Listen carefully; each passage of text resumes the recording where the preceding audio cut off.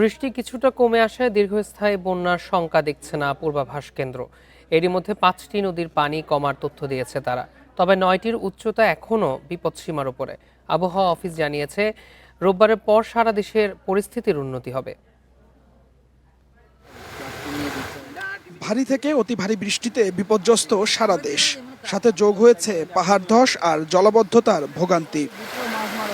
শুক্রবার সকাল পর্যন্ত 24 ঘন্টায় সবচেয়ে বেশি বৃষ্টি ঝরেছে চট্টগ্রামের পতেঙ্গায় 211 মিলিমিটার, আর আমবাগানে বৃষ্টি হয়েছে 153 মিলিমিটার। যদিও আগের দিনের তুলনায় বৃষ্টি অর্ধেকে নেমেছে, তবে বৃষ্টি বেড়েছে রংপুর এবং রাজশাহী বিভাগে। রাজধানীতে অতি ভারী বৃষ্টির শঙ্কা নেই বলে জানিয়েছে আবহাওয়া অধিদপ্তর।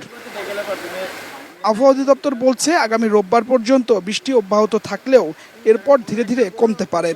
এখনো দেশে প্রায় 8টা ডিভিশনে অনেক জায়গায় ভারী বর্ষণ হয়েছে, তবে যে জিনিসটা কিছুটা উন্নতি হয়েছে চট্টগ্রাম ডিভিশন, যেখানে 300 মিলিমিটার বৃষ্টি হয়েছিল পরশু দিন।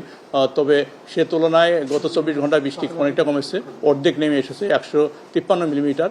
তারপরেও এটা অতি ভারী বর্ষণ। আমরা নর্মালি যেটা হচ্ছে 89 অ্যাভাব যদি বৃষ্টি হয় 24 ঘন্টা, এটাকে অতি ভারী বর্ষণ বলি।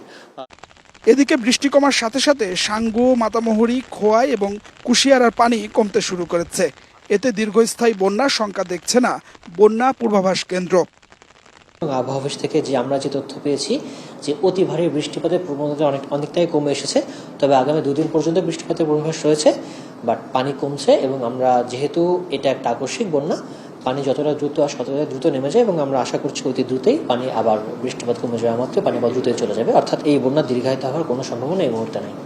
রোববার থেকে বন্যা পরিস্থিতির আরও উন্নতি হবে বলেও জানিয়েছে বন্যা পূর্বাভাস কেন্দ্র। Adilur Rahman, independent news, Dhaka.